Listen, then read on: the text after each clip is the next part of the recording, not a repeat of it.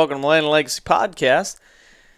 It's the three amigos again this evening. Myself, Adam Keith, Matt Dye, and Zach Shermer. And we are here on the Sportsman's Nation Podcast Network, coming to you with our Habitat and Land Management Focus podcast. Woo!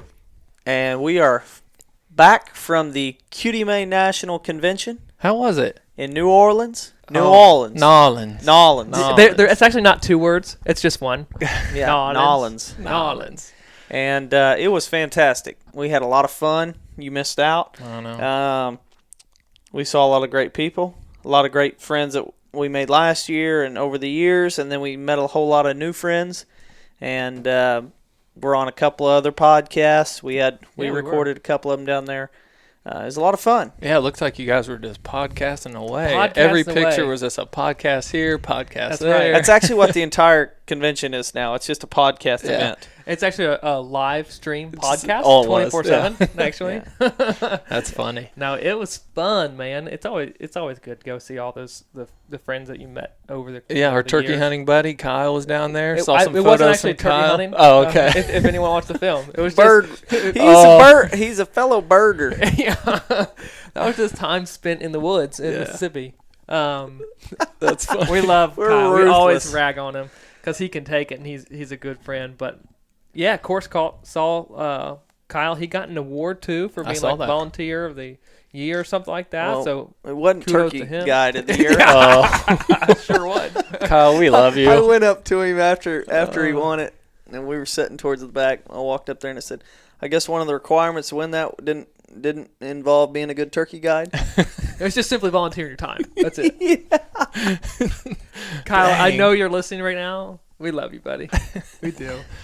Yeah. We So sure it was a do. good time. It was really, really good time. Of course, as soon as, to me, last year was the first event I had been to, and first national convention. It was kind of like, okay, get back, and as soon as you get back, it's like, whoa, hunting season is almost here. It really did hit you down there. I think we were actually in between recording. I was like, it's almost August. You realize that, right? Like, Yeah. season is here pretty much. This is go time. And I feel like we just stopped planning spring plots. Like, where was summer?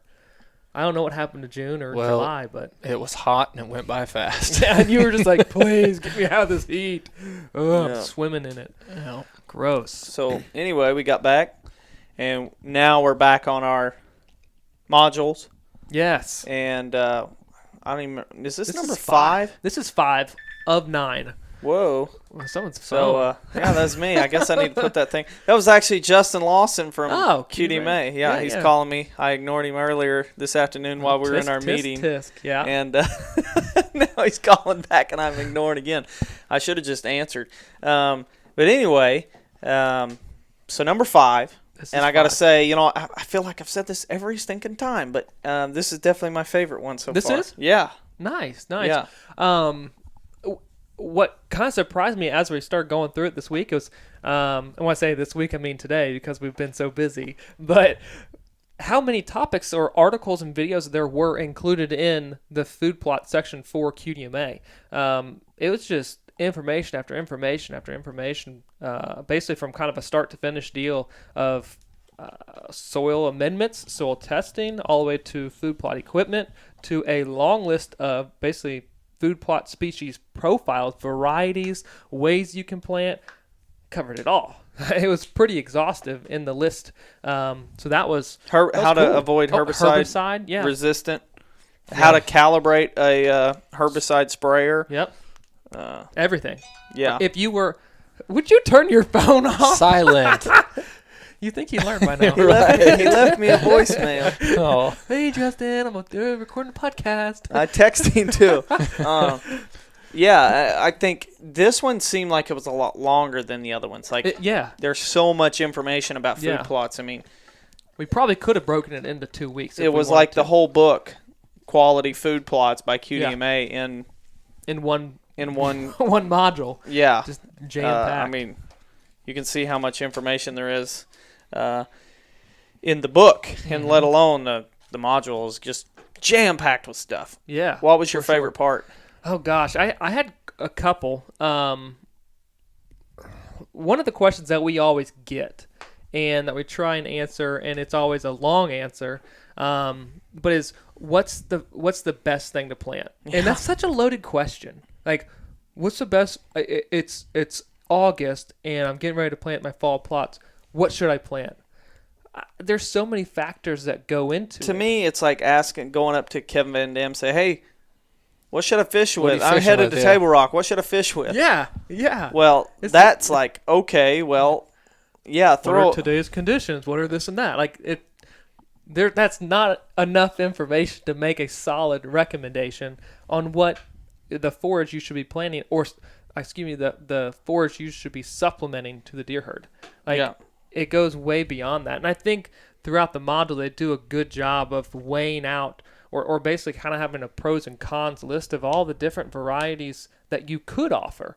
But to answer that question is, what's the neighborhood like? Like, we're always talking about the limited resource in areas. Like, how big is the area? Yeah, are you in crop country? Like, is there a chance of standing grain? Like, you might not have any greens left, so you might want to start with looking into offering some sort of green forage. But like, you have to have an understanding of the entire area. Like, for us, we're in cattle ground, so there's a lot of clover just mixed into pasture. Mm-hmm. So here locally, we don't focus that much of our time and attention into massive large clover fields, because they can get it really when they step outside the property boundary or within the property boundary. But even that statement is still have to take it with a grain of salt, just because you have areas where there's very little food. And so you have to plant something that can take the browse pressure. So you may have to result of that, plant more clovers and more alfalfas. That's why, again, like, it's so loaded. You can't question. You can't really answer it. No. What we can do is follow up that question with about 30 other questions. 30 other questions that they're probably not ready for. Right. And so there's so many things that go into, okay, what is the perfect food plot? Yeah. To me, if you were to try and say the perfect food plot is blank, I would say something that can provide high quality forage as many months out of the year as possible. And in many instances, I'm not sure there is one, because I think that's all by design. Thankfully, there's not something that we can say that's the number one to plant, because every food plot across America would probably be in it, and we'd have that one thing. You wouldn't have a limited resource. People talk about soybeans being such a great food plot, but if you're in high deer areas, you're not going to grow them. They're just going to get browsed into the dirt. If you're in smaller food plots, you're not going to be able to grow them. Same reason. But then they start growing, and by the time you start getting actual forage, we're looking at probably May in a lot of places, maybe late April. But then you've got standing grain into the winter. If the deer eat all the grain, you have this window from January maybe or February, and then to March and April there's nothing there. There's nothing, yeah. And that's it's mud. It's mud, yeah, mud and stems. Yeah. And if you made it, and so there's a big gap there to where it's 2 to 3, maybe even 4 months out of the year where you don't really have anything because of soybeans. So there's not really. And then you look at corn. Of course, it doesn't provide great forage during the whole growing season, but it's great forage during. It's incredible. If you grain actually and energy, make ears. Yeah. In our area, it's tough in a lot of the ridge tops. Then you look at clover. Clover's great, but if it's a perennial during the summer, it's going to get real dormant and it's going to struggle. And then you hit winter, and if it's a really, really cold winter, it's not doing great. Mm-hmm. But it's hard to beat at a certain time of the year. Here's the thing. Again, it all goes back to diversity. Have a variety of stuff out there. I know probably people are like, oh my gosh, if they say diversity one more time in a stinking podcast, I'm going to lose my mind and stop listening. This is going to be called the Diversity Podcast. Yeah. But the truth of it is, that's the answer. Yeah. Like, I mean, and nature proves that it's the answer. One of the other things that stuck out to me, going back to that topic of resistancy to herbicides, was that a lot of times people try to blame or say that a weed was resistant in their food plot, and whether it was I guess they went back into the techniques that was used to try and control that weed. It was actually a wrong technique or an improper rate at which that herbicide was applied, and therefore it wasn't even given a chance to be terminated. So if that's the case in your food plots and you're blaming, oh, they're all resistant, make sure you're going back and reading directions and understanding the mode of action for each herbicide that you're using, applying at the right times, under the right conditions, at the right rate, and make sure your sprayer and all is calibrated to deliver that right rate. And then, if it's not dying, then it's resistant. But make sure your steps 1 through 5 are done perfectly before you result to maybe having, instead of starting all over and killing everything in your food plot, just make sure you're doing steps 1 through 5 right first. It's a lot of self-inflicted wounds, huh? Oh, certainly can be. Yeah, good point. Yeah, and when it comes to the herbicide resistant, one thing that I hate seeing, I hate hearing was when people are like, well, what can I do to control weeds in my clover? That's the one I see it a lot is, what can I do to control the weeds in my clover? Oh, well, just hit it with a light dose of Roundup. What? That's like saying, like, we take antibiotics when we get sick, and we're trying to, or vaccines where we get a little bit of the bad thing and we kind of build up that immune system. Same things happen with a herbicide. Is they're getting a little bit of it, and then over time they build up the immunity to where they can withstand it. What's kind of the answer to that? Because that's what we do. What? Like this time of year, we kind of hit if the grasses are real tall. You tease it a little bit with the herbicide? Just give it a little tease with the glyphosate. A little tickle. That's what we do. Yeah. What is the answer? You're talking about in clover plots? Yeah. And a lot of times it can come down to using a wick. Oh, okay. I see. Or mowing. Or a spot treatment. Instead of doing the whole thing, go around individual plants, grasses, clumps of grasses, whatever it could be. And because usually specifically targeting that one spot. We notice that, like, we do it this time of year, and it might set it back a little bit, but it's already kind of set back because it's really hot anyways. But whenever the cooler temperatures come back, it usually comes back full force. Is he like solving the riddle of why they fight glyphosate-resistant mare's tail so much? We're doing a lot of self-inflicted wounds on ourselves. What do you do to control the weeds? I've got a friend who's wondering. I've got a buddy that did this the other day. It's actually just down the road. But yeah, he's actually the other guy in my lease. Hey, I'm here for answers, guys. Yeah, well, that's why you're here. Yeah, totally. I wouldn't dare say, sometimes they'll say they won't even read the label and they say, I'll just hit it with 0.5% or 1% glyphosate and go out and spray it. And it's like, well, wow. A lot of times when you get to that stage, that maturity of a plant, let's say mare's tail's 6 foot tall, it's going to be hard to kill anyway. They're starting to focus more on seed production rather than photosynthesizing and growing roots and growing forage. So you're hitting it at a time of the year when some of these plants are already starting to shut down. And or where that mode of action isn't going to be as effective for that herbicide because the plant's doing something different. It needed to be sprayed earlier. Oh, okay, I got you. Yeah, so mowing is one of those things that we advocate that a lot in your clover if you do have a lot of weeds. But as we've talked so much, and I think it was just 2 podcasts ago, talked about the beneficial weeds that are in your food plots that a lot of times we mow over or spray it. Or cuss.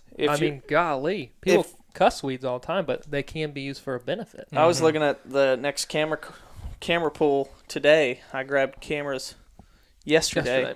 And I was going through them last night and today, and I was just looking at the food plots and kind of chuckled because there's so much ragweed growing around, and there's foxtail, which is just starting to make heads. And I mean, foxtail is one of the horrible things that we fight in our food plots, but we've just let it grow and grow because it hadn't made seed yet. Now we just went and sprayed it. It's like, okay, we let that grow. Now it's going to lay over, and it kind of protected the beans during that young stage. So, and there's an important thing to note there. It's not to the stage where that herbicide isn't going to be effective before that seed head starts to develop. That herbicide would still work even though it is more mature than when we first saw it. It has a purpose, and it served its purpose. Now, before that herbicide would not be effective, we're treating it and killing it. So, but yeah, it's a great point. I mean, not every food plot is going to, and I think should look like the bag that you get. The food plot, whatever it comes in, the picture that's on the perfectly bag. Manicured. Yeah, and I think the it's just like a hamburger at McDonald's or wherever you get fast food. Like it never looks like the menu, but it still tastes good, right? It still serves the purpose. Same thing goes for weeds and food plots. Certain weeds, yeah. Yeah. Yeah. I mean, it's that fine line. There's no, like, when you say weeds, it's like a weed is I think the definition is a species a plant species in an unwanted place. Yeah. And so soybean could be a weed Right. in certain instances. Corn could be a weed. Yep. And so, yeah, this podcast, we're going to ramble on about food plots Great for thing to 2.5 hours. to note. I hope you got a long commute this morning. Right. What if someone had just had a soybean field the year prior, some soybeans had reseeded, and in that meantime they switched and transitioned to a clover plot? Would you go in and pull the soybeans? You spray them with gramoxone. Yeah. What would you do? Would you let them go? Yeah, they would. Okay. They'd be like, heck yeah. Absolutely. I got Double soybeans dip, growing. Yeah. Well, same thing for some of these weeds. That's the exact point that we're trying Well, to make. I've seen it in fields where the deer don't eat all the pods, and they eat some of them, but it's like up close to the house or up close to the office. And I think of a spot years ago, first forage soybeans I ever planted on Missouri Department of Conservation ground, and the deer didn't eat all the pods, and next year they came up, and it was just like, they're almost so thick, what do you do? And you can't even hardly fathom the thought of spraying them out or trying to disc them under or mow them down. It's just like, I'm not real sure what to do, but it was very beneficial. I mean, deer had tons of forage. That happened to us 2 years ago. We planted our first good set of forage soybeans, and early last spring, we noticed the front yard was just covered in soybeans. We're like, should we even replant, like spend the money on more beans? And they ended up getting hammered anyways, but so we had to replant, but it was pretty cool to see that. Yeah. Yeah, that's the thing. It's like, what's our definition of a weed, and what's the purpose of that plant in that setting? Anything else, Adam, to you that just stuck out in the food plot world of the QDMA? I thought the study that Dr. Craig Harper did on soybeans and corn going hand in hand, we talked about that a lot. And I mean, knock down, drag out arguments with buddies and friends that kind of are always like from crop country, so you can't combine the two. And you know, I drive by acres and acres of cornfields traveling, I just see bare dirt everywhere. And then I drive by acres and acres of soybean fields and I see bare dirt under them. It's like, why can't we fill in those gaps with something?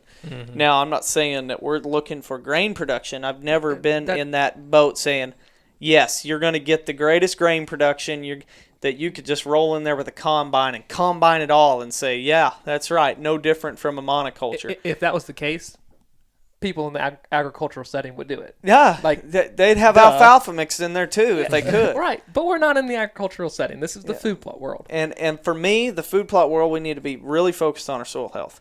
And we should be the ones, because we're not looking for grain production on a massive scale. We're not trying to feed the country or feed the world on our grain production. We're just trying to feed our deer. And we can feed the deer with what we have, but we can lower it down a little bit, but have great forage during the summer months. So if you plant a food plot, what do you want? If you're planting a food plot, ideally you're looking at, as soon as I plant, I start getting forage, and I have it all the way through deer season. But if you plant corn, you don't get that great forage. So why not plant something else that you can have great forage? And so, like, even if it's annual clovers mixed in with the corn that you see a lot in crop country, some of these new innovative crop farmers are doing that. And so now they have great food, but they're also not just planting the grass at corn, they're planting a legume or a legume and broadleaves mixed in. And I saw on social media the other day, a cousin shared a video, and it was a drone shot of a combine going through a wheat field. And it was like his first pass right through the dead center. And he was combining and clipping the wheat. And then behind him, because the drone was up high enough, you could see fresh soybeans underneath. What they had done is gone back. Andrew Clifton shared that as well. Oh, really? Yeah. And interseeded in between the rows of the wheat soybeans at the right, at the typical time, normal time, and they were growing and doing fine. And then That's cool. wheat was getting harvested. It was a double cropping system, not like one after another, but using the timing of both in the harvest to basically keep that ground and soil covered and active. And it's like, that's what I like to see. Yeah. More of that. And you see, I've seen where they're making production. those drills, those planters, Mm-hmm. specifically for planting in corn that's already Yeah. 8 inches tall. It looks And like a big then they're- spraying rig with these tubes hanging down. Yeah. Oh, And really? it goes in between the rows. That's and cool. it's seeding, but the buggy itself is above the corn as it's growing. So you It's- get the corn growing, then you get something else filling in. And that's not only protecting your soil and keeping something vegetative growing, but it's also helping improve that soil health to where it's fighting off the weeds, but it's also Adding keeps the mining nitrogen in there too, yeah. nutrients and mining the nutrients and fixating nitrogen. So it's just a huge benefit. So yeah, I found that really interesting. What they found was that the forage and grain production was decreased with the mixing of corn and soybeans. Correct. But Yeah. you still get both things. Yeah. In Yeah. in 1 acre. So yeah, that was not a shock at all. And not to say that you have to mix those two. You could do Oh, corn yeah. with the annual clovers or Yeah. corn with something else. Mm-hmm. I just don't want to see monoculture. Yeah. Shout Well, out to Ryan Kirby. He's the one that steer catches clear. that one the most. Oh, the monoculture Yeah, comments? that's the comment he usually makes the most to me. One I guess little quote that I pulled out from Kip's article, and it kind of reflects the overall theme of that we often get on with Land and Legacy. But he says some food plotters complain when unintended species use their plots.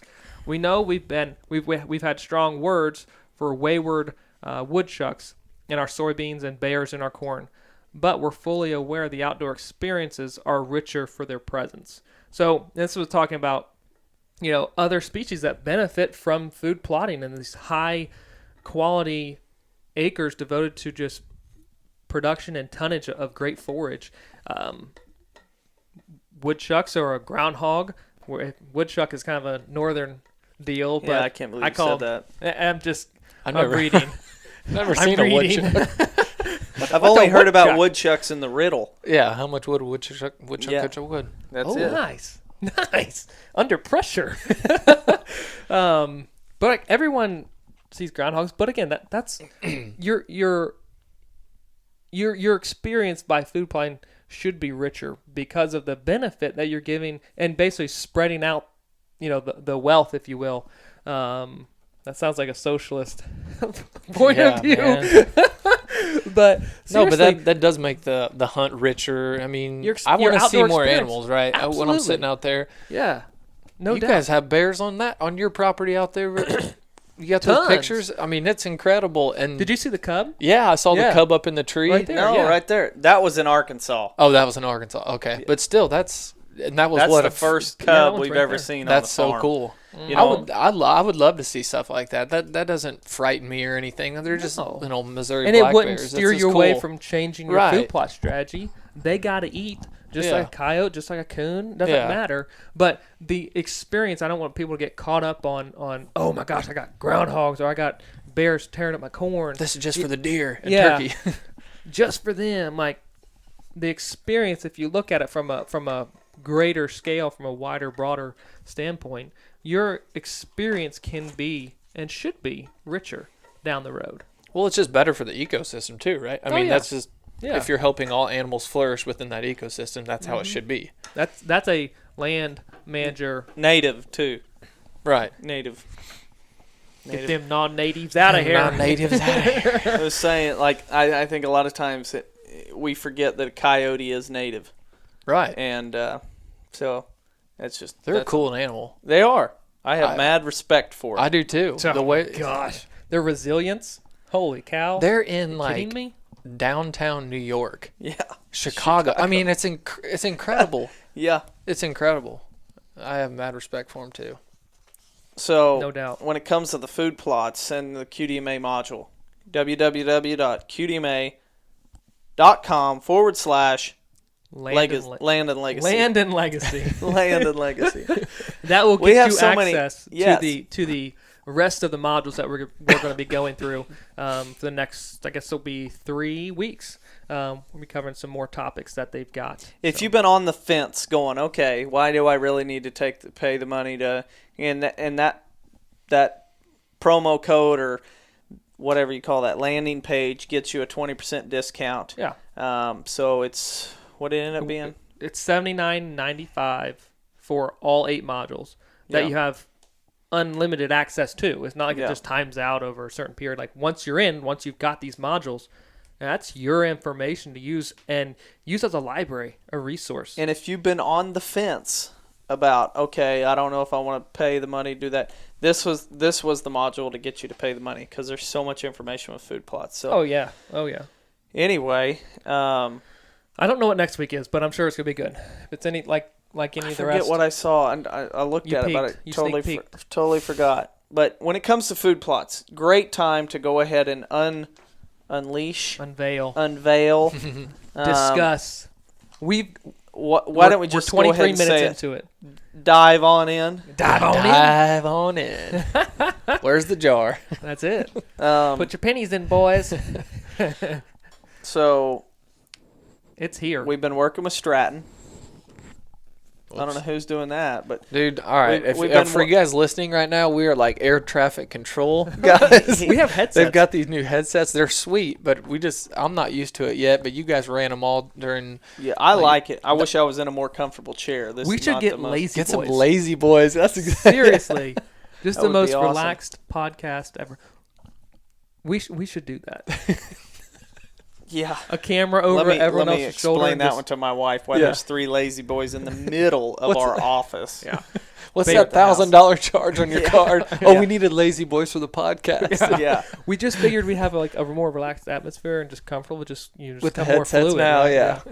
Hey Babe, guys, it'll make sense. I really want to talk about food All right, go plots. ahead. Do you? Stratton Seed. Stratton Seed Company out of Stuttgart, Arkansas. Of course, we unveiled the Heritage Blend last March or May, maybe April. I don't even remember when we did that. This spring? This spring. There We you go. unveiled Sometime. the Heritage Blend, which we planted, had great success with it. Yeah. Royal Flush, another one that was more for the game birders out there, the quail and doves and pheasants, even if you want.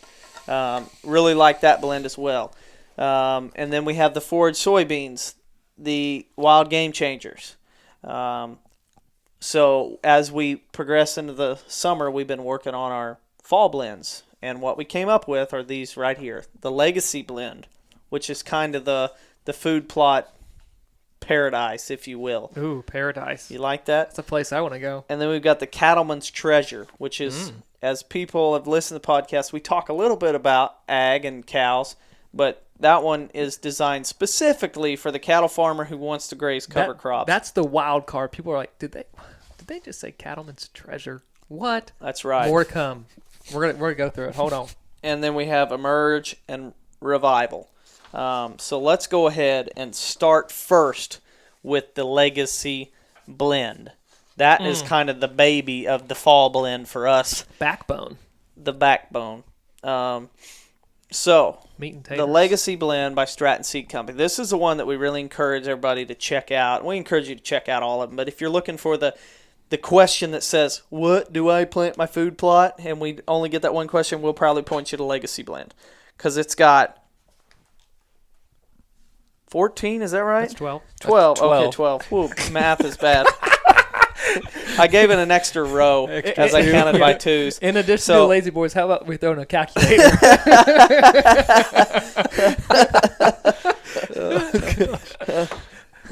Have you seen that? So anyway, We're recording now on video. you just cut that out. So we've got the screen Legacy just goes blend.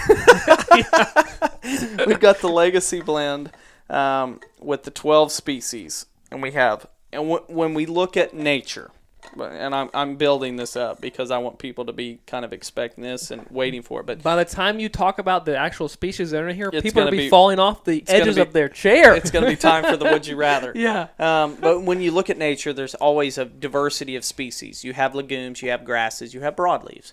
And so we have designed this to have all three of those, multiples of those, and kind of designed to support and help each other. As we talked in podcasts back about how we like the diversity because they can all lean and support on each other.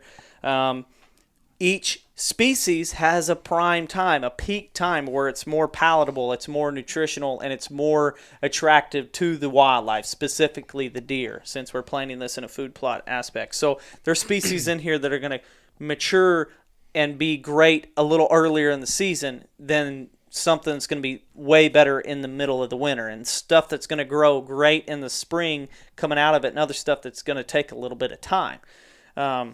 So first, we have crimson clover. Boom. Crimson clover is a really, if you just go buy crimson clover, it's a really cheap annual clover that is got a beautiful bloom in the spring. You go down south, you'll see it everywhere on the side of the highway. Just almost, well, it's a crimson bloom. And so you'll see it. It's great forage. It starts growing early in the spring, much earlier than a lot of other clovers, and way earlier than you get your soybeans in the ground. It kind of starts growing in that February or March, April. In that window, as we talked when the soybeans weren't real productive, crimson clover is a great answer for that. So that's the number one for us. It's number one on the list. That's why it's not like it's the best seed in this blend, but it's on the first column. Crimson clover, love it. It's great in the spring once it starts blooming. Pollinators love it. You'll see lots of bees. So there's not only an aspect beneficial to the deer, it's also beneficial to the pollinators. Another thing I like about it is it's really acidic soil tolerant. So some clovers aren't great in the acidic soils. Crimson clover is. So if you are, it kind of covers a wide variety because we have 3 different clovers in this mix. So hopefully one of them, if you're in less than ideal conditions, you still have a clover that's going to do great. It also fixates 70 to 150 pounds of nitrogen per acre. So as all legumes, they fixate nitrogen. This is a pretty good one. Matt, you got anything to add on crimson clover? No, that's one of those things that people are gonna ask. Okay, I haven't really heard it in too many mixes, and what's the peak and what's the purpose?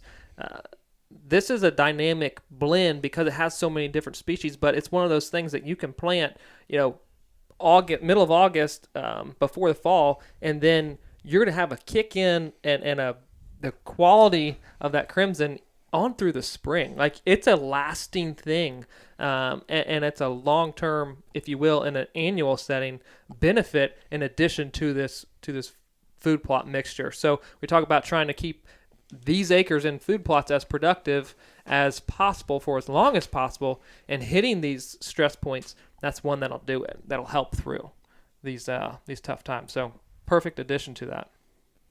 So the next clover we have is Balancet clover, which this is kind of one that you don't see.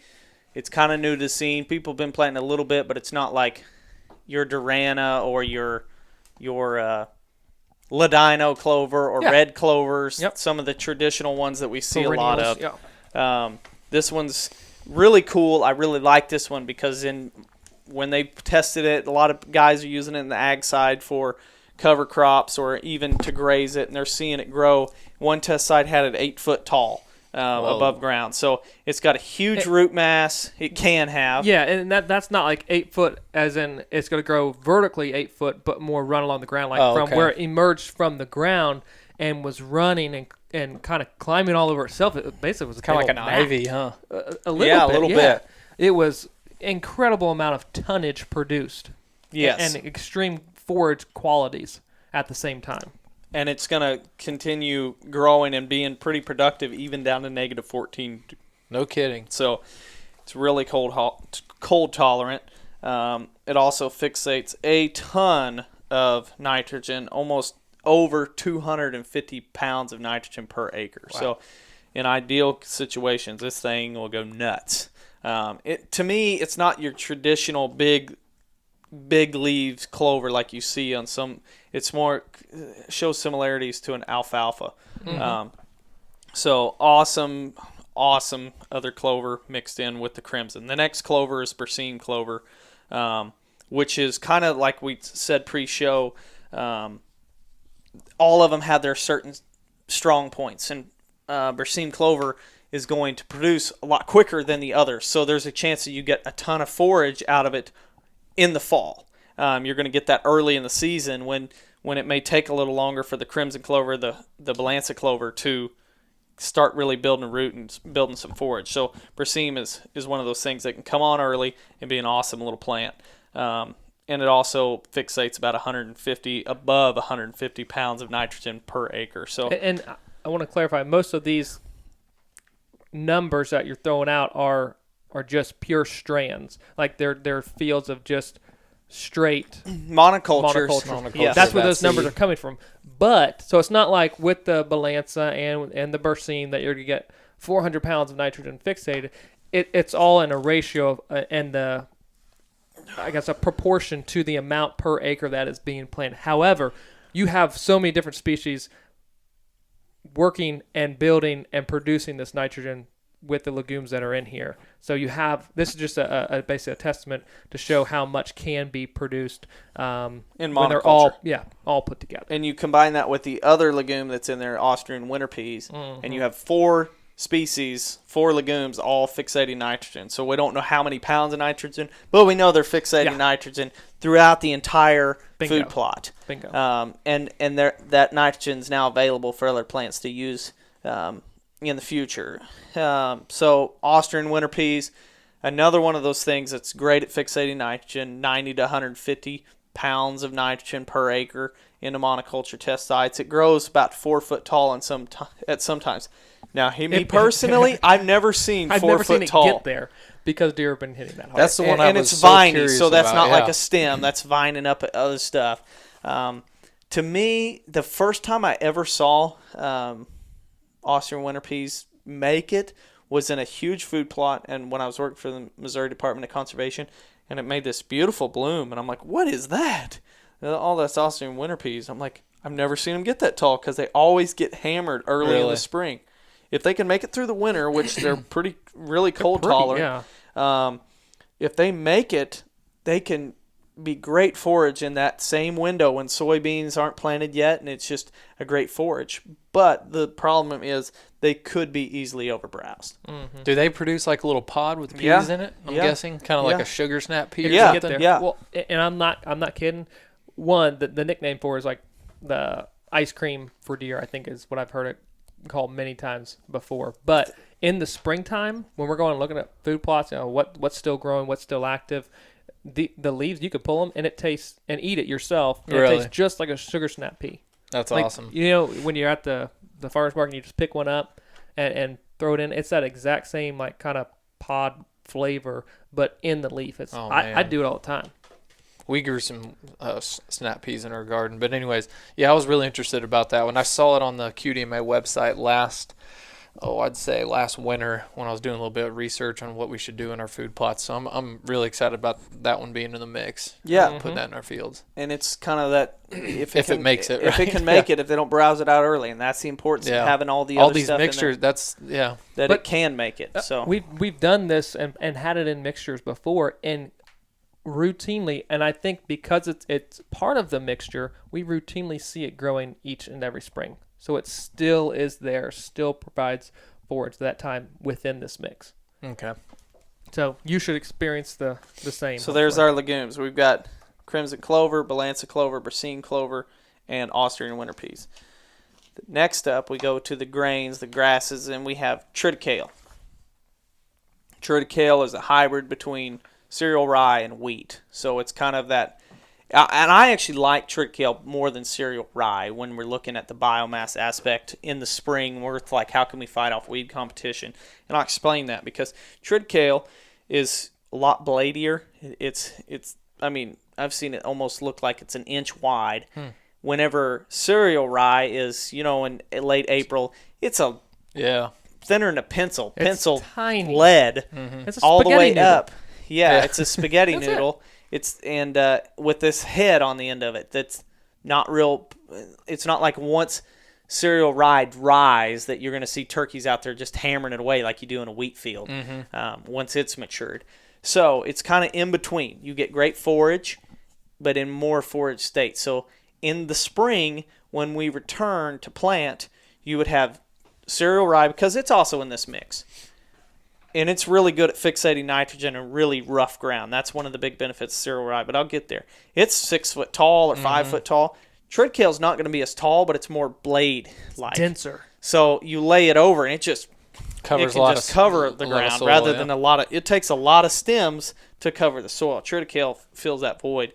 So you mix that with the cereal rye and winter wheat, and you're going to have a great biomass, basically a weed mat next spring. Is it really palatable whenever it's just starting to germinate and grow? Oh, Yeah. it's an awesome. You won't really hardly notice the difference between winter wheat and oats in the fall. So it's a great forage. Winter wheat also in there. Of course, everybody knows winter wheat. What fall food plot blend doesn't have winter Right. wheat, right? That's right. Most of the blends have so much winter wheat that it's Oh, like, yeah. this is 90% winter wheat. And then you're looking like, But yet I'm do I paying have for a the turnip clover. in this plot? Yeah. Where's my turnip, man?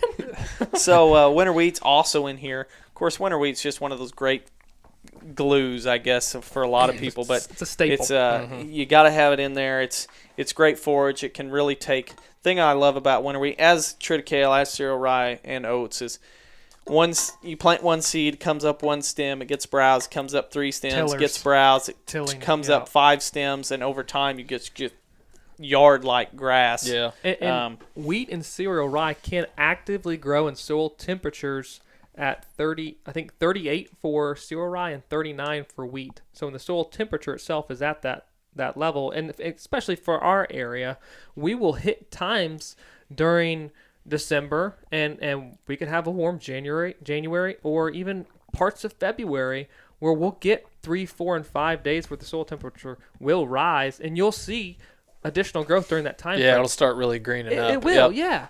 And so we certainly have those in there to offer in those time periods. If we get the right temperatures, they'll still grow some. Mm-hmm. We've had people that we know have planted in December cereal rye, Yeah. and Really? it's grown. Here, locally. depending on the Yes. weather. If you get in the Depending on rain the and weather. it's not super cold, the soil's not frozen solid, you'll still get it to grow.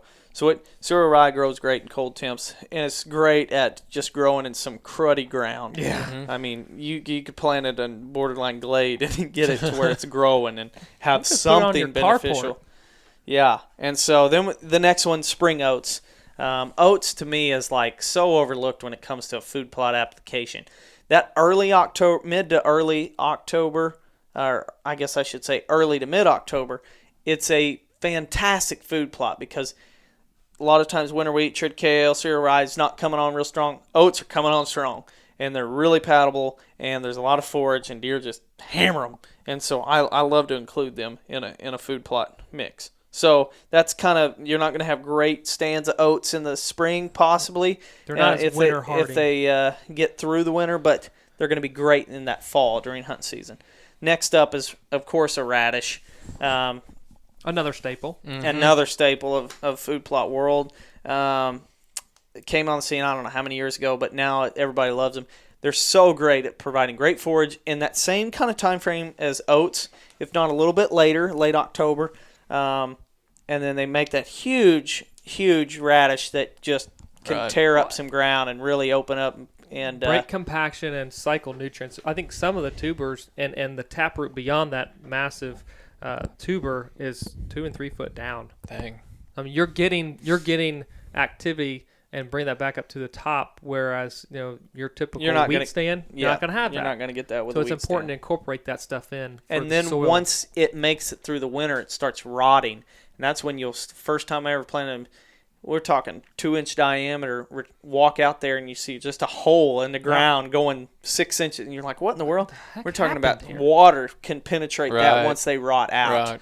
Right. So it rots really quick, and it's great at basically building some soil health. Purple top turnip, the love the it. greatest most food staple plot, of yeah, all time. yeah. When it comes to food We plots, got a lot of staples in here. Will Yeah.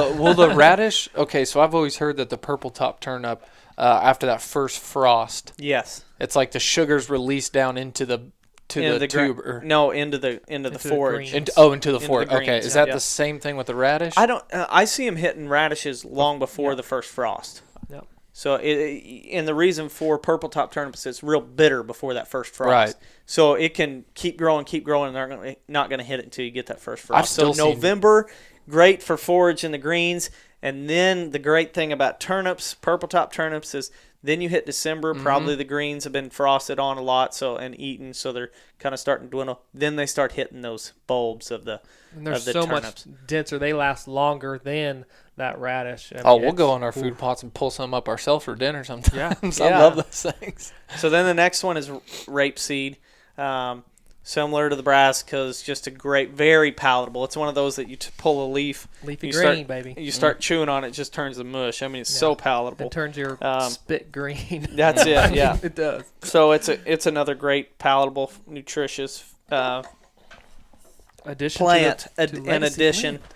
then the last one is a hybrid turnip, which is more of a browse tolerant turnip. Doesn't make as big of a bulb as the purple top, but it's got more greens and can withstand a little more browse pressure than your purple top. So that's it. Crimson clover, Balanza clover, Bercine clover, Austrian winter peas, triticale, winter wheat, cereal rye, spring oats, daikon radish, purple top turnips, rape, and this hybrid turnip. And I think the important part to take away from this all is it's kind of a cover a basis deal. Like you can plant it in a lot of different places, a lot of different scenarios. And obviously we talked about this is when this peaks, this is when that peaks. This is like, and that was from planting date basically as soon as germination occurs till spring.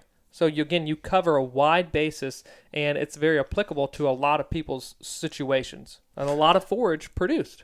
When is the ideal time to plant this mix? 45 to 60 days ish before your first average frost. Okay.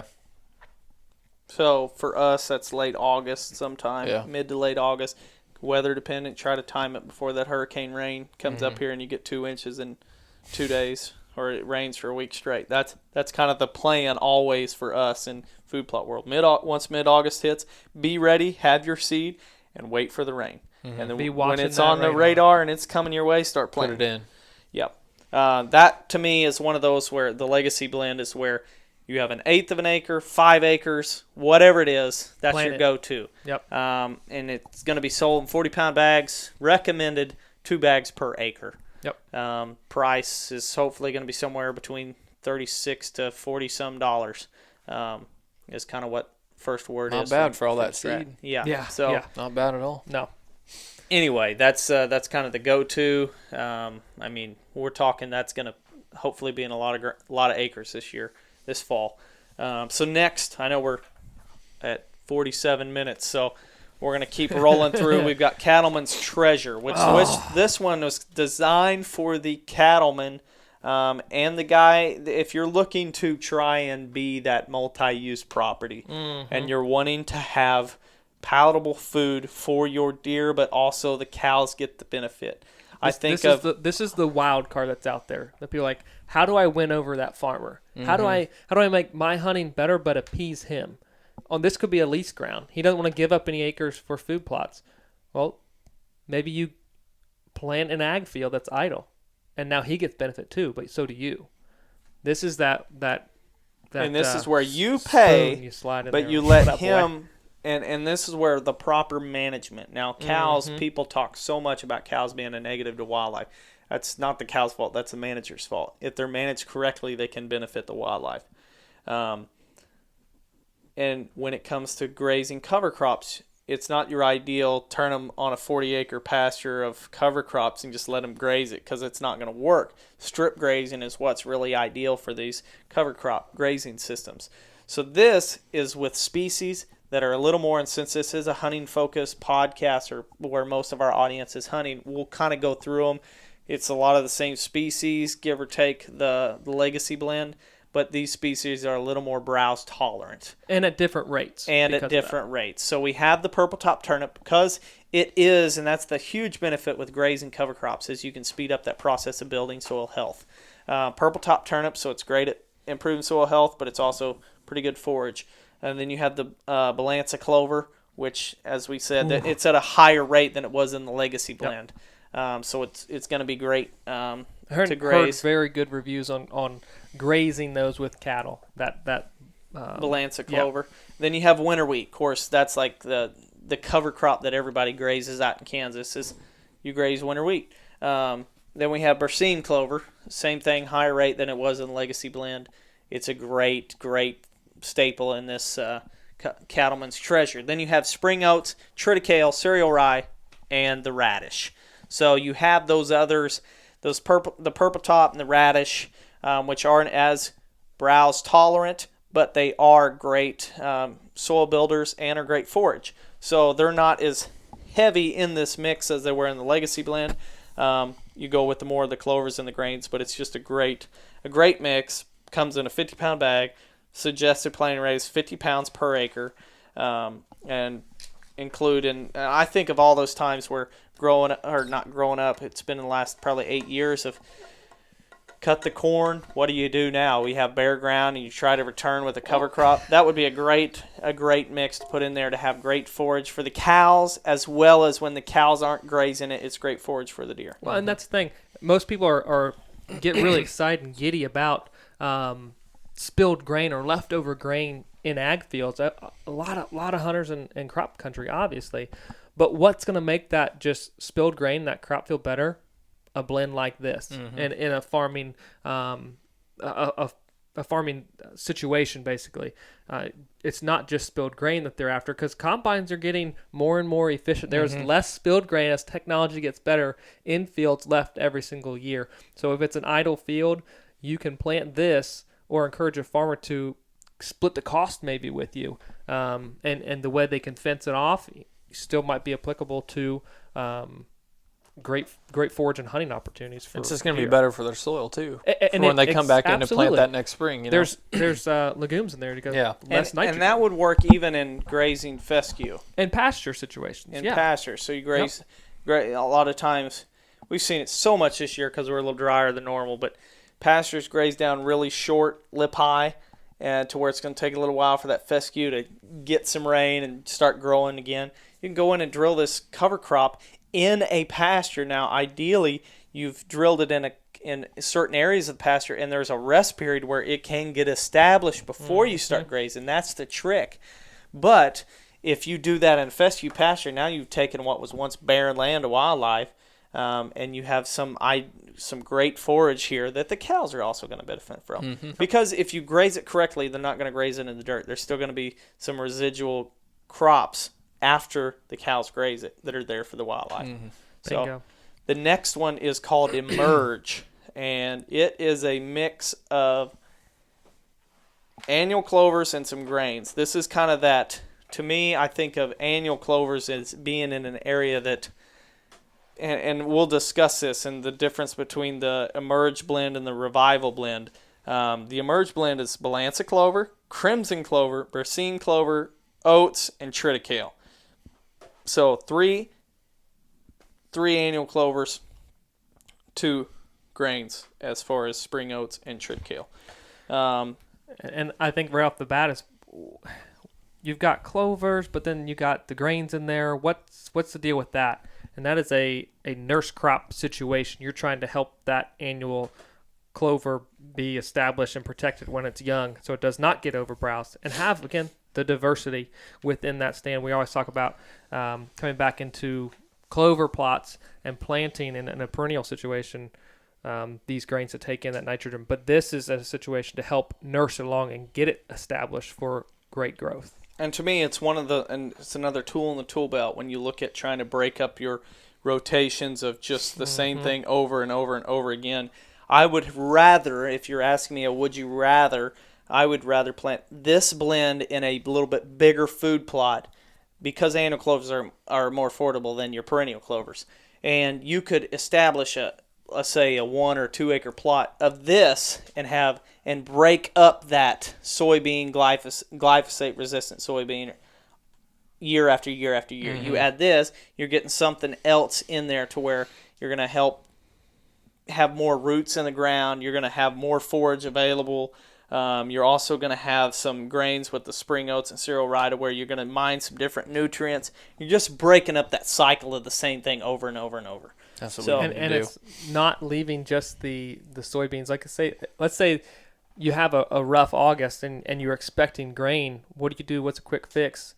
This is an option. Break that cycle and plant something. Have something covering the soil throughout that winter and fall period, and it's a great forage at the same time. And when you look at the life cycle of these crimson clover, Berseem clover, and this balansa clovers, if you were to come back and plant something like soybeans the next spring, you're probably going to look at that and say, I have to terminate that because it's time to plant soybeans and that's still thriving.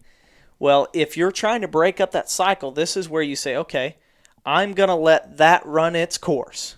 And then I'm going to return in June, mid-June, and I'm going to, let's say I've got crabgrass. That's a bad problem. This is something that Matt and I and my brother have seen this year in some of our food plots.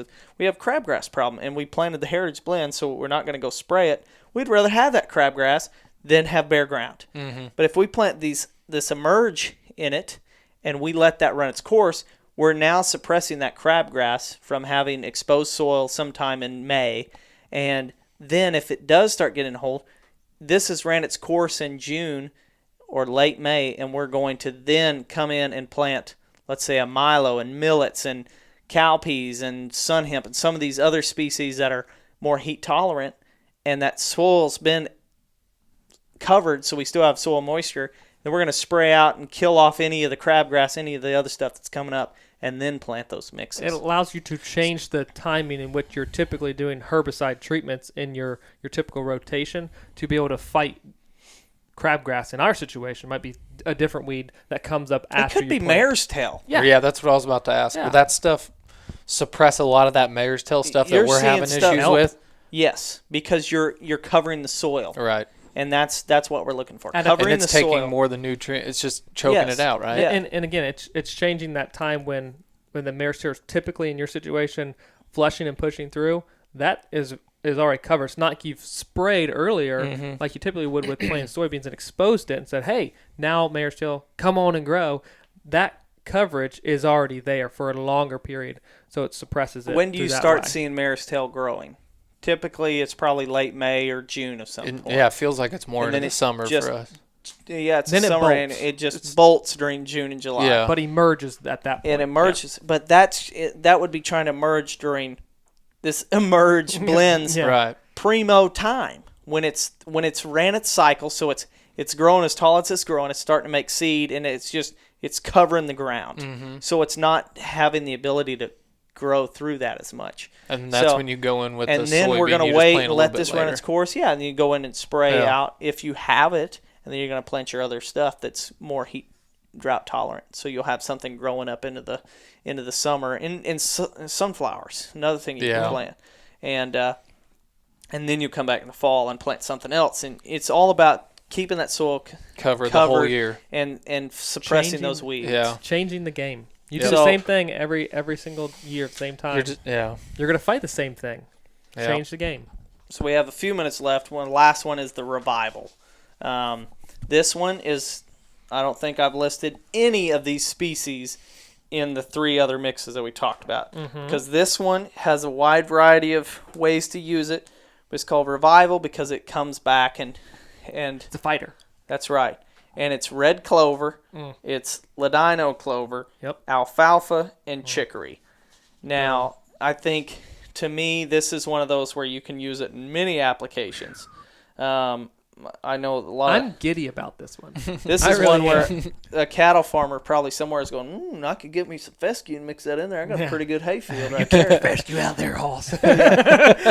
Yeah. Oh, boy, if I mix in some orchard grass, that's pretty good hay right I might there. make hay out that one right there. And so, and also, the Emerge and Revival are sold in, so Emerge is sold in 11-pound bags, And Revival is sold in a 4.2 pound bag or tote. Which so it'll be both a of little those container. covers an acre, though. Yeah. Any idea on estimate on cost? I don't know the cost I on don't those know the ones. cost those? yet. Okay, I 11 was just pounds. curious. The Emerge covers a quarter acre. Quarter acre. Okay. So you need 4 of those to plant an acre. But how's that for your math? Dang, man. So we got red clover, was a ladino memory clover, issue. alfalfa, and chicory. So to me, you can plant this in your little bitty kill plots where you're going to get tons of browse pressure, and you're wanting it to come back year after year because realistically, you're never going to get soybeans to grow in those little bitty tiny plots. You're never going to really get any corn to grow or some of your other species. What you can get to grow is a shade-tolerant species like alfalfa, clovers, and chicory. Now, the reason chicory's in there, it's a broadleaf. And this goes into our whole what we would recommend going with Revival. When you establish this fall, ideally you're going to mix in, let's say, 15 pounds of wheat or triticale or oats in with the Revival. To nurse it along. Get her established. And that will help protect it at that young stage, let it get established. But then you have 3 legumes. You have the alfalfa and the 2 clovers that are going to be fixating nitrogen as they grow. As they're fixating that nitrogen, they're putting that nitrogen back into the soil, they're not using it. So it's just becoming an abundant supply of nitrogen, which the chicory is going to take advantage of because he's broadleaf. And it's going to take advantage and start using that nitrogen. If you don't have something in there to use that nitrogen, as nature works, it tries to correct itself. That's where weeds come along. They're trying to tap into that abundance of nitrogen and equal that back out and use it. So if we put something in there, it's going to use the nitrogen rather than we let nature just pick what's going to use the nitrogen. And not just during the fall stage, but chicory lasts longer throughout the summer as well. So it's utilizing that nitrogen spring and summer, not just in the fall when we're going back and planting these small grains like your wheat and oats and rye into these clover stands. But one thing that has always, I don't know, frustrated me, just kind of bugged me about your typical, I've got my clover plot, is the midsummer, is when it does get hot and when it does get a little drier. Those plots just shut down. They're just like, you know what, I'm going underground, I'm protecting myself, I'm putting my nutrients back in my roots so I don't get burnt up.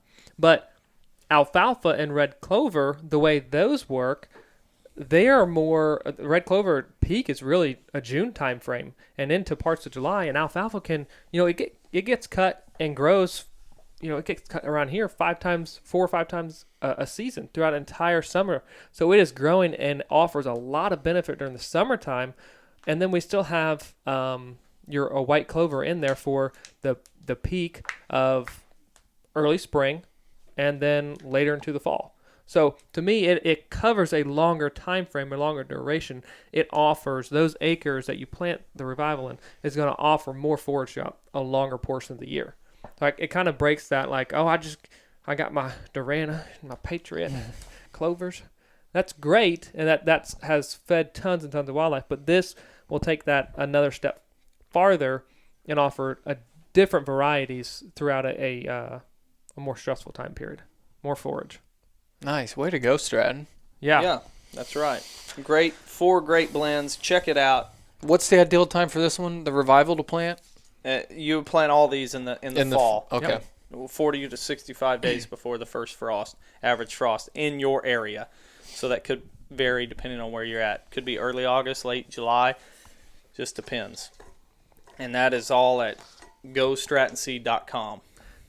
And don't ask us where, what you should plant where. We need more information. You better have a long paragraph if you email in of all these other factors. No, I'm just kidding. No, we do love that question. We want to help any possible way that we can. But these are really 4 solid options that we feel can cover a basis in a lot of people's wherever they're at in their food plotting techniques or property development.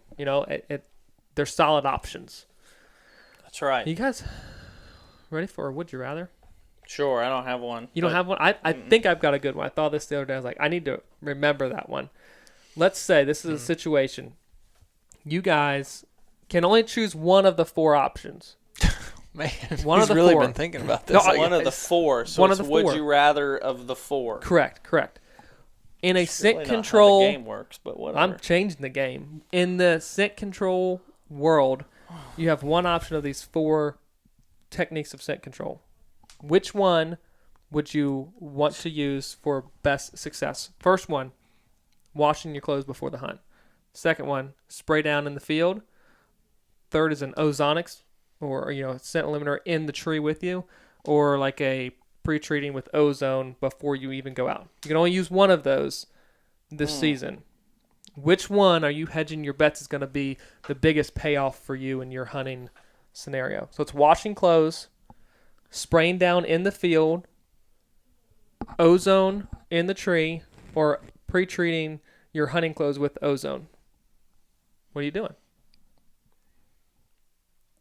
Silence. Stumped him. Yes. I personally don't think any of those work. I think he's they the guy- all work, but I wouldn't put one of them. I was hoping that one of them, to be fair, would be hunting the wind. Play your wind. That's Yeah. exactly what I was And thinking. I'm like, okay, so I do nothing to treat my clothes. I'll be straight honest with you. Yeah. I so what do do nothing. you use? I thought you're the The wind. Indian with the smoke. You got to use something like what? I mean, I wash my clothes. with, Yes. with water, or do you Well, I use use- any sort of? Well, I get. Yeah, Detergent. I've used that.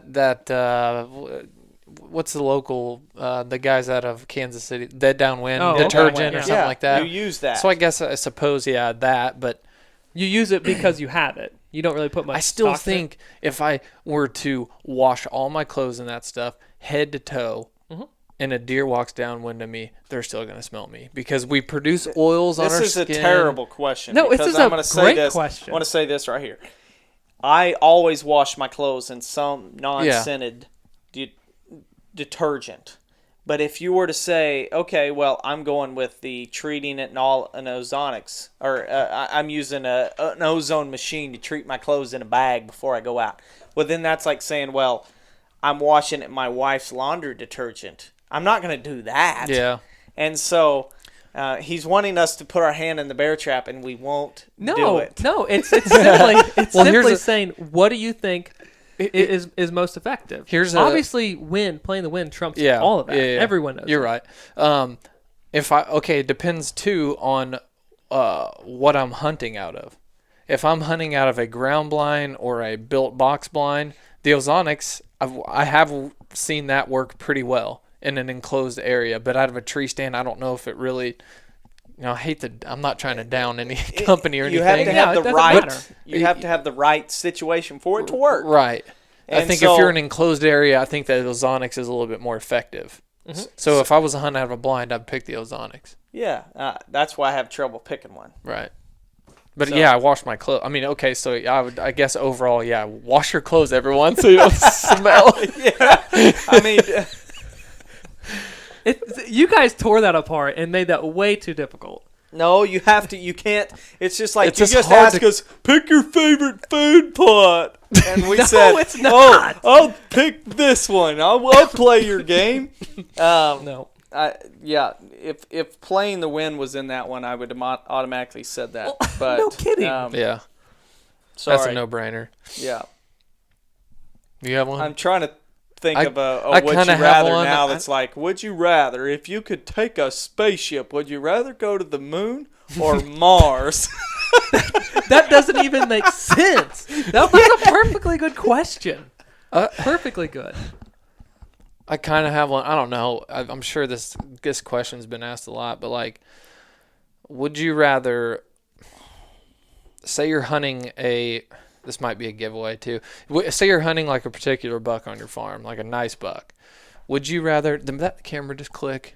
Hold on. Would you Sorry, rather? everyone. Here's my would you rather. Would you rather use a broadhead that is a expandable, but it is the old school forward opening, so it opened from the front, or a Rear deploying. three-bladed fixed blade?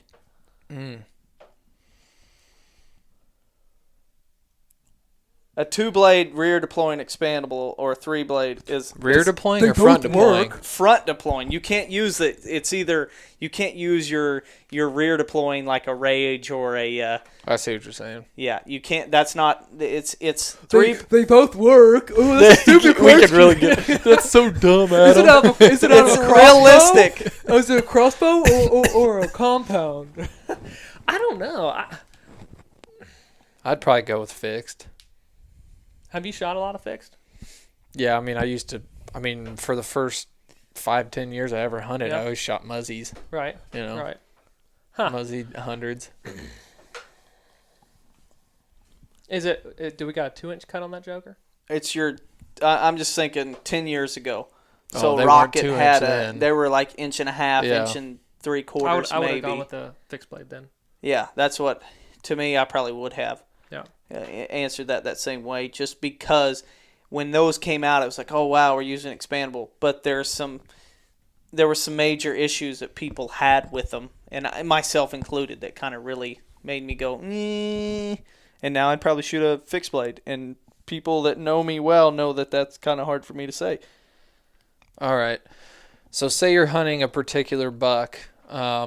Say it's the biggest one on your farm. Yep. And would you rather try to, so you're trying to be really strategic on when you go in and try to kill this buck. Yep. Would you rather try to kill him in the early season, during the rut, or during the late season? There could be a lot that goes into that. My but number I mean, one hit lister. yeah. Well, I would automatically want to shoot him in late season because I'd want to have to hunt him all. I want to hunt him as much as I can. Yeah. True. It's bittersweet of the early season because you kind of get it over and done with. I'm going to say no on the rut, honestly, because that's a I'm wild the same card. way. Yeah. You don't know where he's going necessarily. He could chase a doe and just be gone for a couple days. Are you come back, asking whatever? just hunting during those 3, or just Okay, yeah. I guess when would you want to kill him? if I Because- just want to kill him, I'm going to kill him during the late season. Okay. But if I want to hunt one, like if I'm thinking the magical like hunt, it is the rut hunt of going, wow, with the chasing a doe, that's really cool. That's some of the leaves are as beautiful as they're going to get. It's a beautiful time to Right. be hunting. The rut, the sounds and everything. Dude, I kind of like that, like those mid-October to late October cold fronts too. Yeah. Those are beautiful hunts too. Yeah. Per- Everything's perfect still really weather. green. Yep. There's a few things changing. Yeah. A lot of deer, a lot of just buck activity. A lot of the does are kind of hiding A back lot of because they're sparring. getting. Yeah. I love seeing sparring in fields. Yeah. So I guess killing. What would you do? From a strategy standpoint, I guess now. I mean, when would you rather kill that buck? We're not asking the question for you, but yeah, if you're asking it's us, a loaded one. if It we is. only had 1 week to, if we were like, okay, Yeah, this maybe is that. my best chance to kill that buck, I'm going to say late season with a food over source. food source. Okay. That's, to Yeah. me, that's in a when you controlled kill 'em. environment. Yeah, That's yeah. what you'd go to. Yeah, because See- I mean, honestly, when it comes to early season, it can be hot, and Right. they just we're not going to say. I just like that idea of trying to killing one that very opening evening. You know. Yeah, I mean, That's it's always cool. been a bucket list of mine. I haven't done Yeah. it. Yeah, It's something I really you were am going pretty to try close to some good ones early last I've been year, right? close, just on bigger fields, just been on the Yeah. wrong side of the field, Yeah. and mature bucks have come out. But Right. that's a bucket list thing to kill a nice buck opening evening. Well, my birthday is August 24th, and I hear people like, oh, I killed a turkey on my birthday. Oh, I killed a deer on my birthday. You can now. I can now. Yes. You can now. Oh wait, is that your Nebraska? Tennessee opened up this early 3-day. season 3-day velvet buck hunt. Oh, that would be fun. And it I think falls it's private like, land only right now. but- Yes, it's like the 24th, Fourth, 5th, fifth, and and sixth. 6th. Dude, that would be fun. Yeah. It it's would kinda be wild. hot and mosquito. Oh man, give me 10 Yeah, it would thermocells. be. It and- would Yeah. be that. But I could kill a buck on my birthday. Velvet Velvet with a bow. buck That'd on be my sick. birthday, covered in seed ticks, sweating like crazy. But I could Out do late. it. I mean, you could do it. Well, that's probably the only. To I me, mean, you could kill honestly, a mule deer. I'm Yeah. a little nervous to see what comes out of Tennessee because that's a time frame when They're those still- deer Dude. are extremely Patternable, right? Patternable. Yeah. Dude. if you have deer that you're eyeing, you ought to be able to get in there with the right winds, which is kind of tough for a 3-day Mm-hmm. season, but you ought to be able to get in there and stick a good one. Yeah. I mean, the That chances would are be good. fun. It's a unique thing. I'm not. I wouldn't be surprised if other states trying to adopt it as well. That It's a isn't- short time frame, bucks only. That's not just for residents, you said? Yeah, No, that's whole non-residents country. can do it, but it's private. It's on private ground only. That's kind of a bummer. So neat opportunity. Yeah, very cool. All right, that pretty well wraps up this week's podcast, and we will catch you next time. See ya. See ya. Thanks for listening to another episode of Land and Legacy's Hunting and Habitat Management Podcast. If you like what you hear, check us out at landandlegacy.tv. You can submit a viewer question right there. We're answering on the podcast. Or find us on Facebook and Instagram. Feels pretty good knowing that from the beginning of time, God has called us to be a caretaker, gamekeeper, a manager of the land. So with that being said, don't you think we should do it all for the love of the land and the glory to God?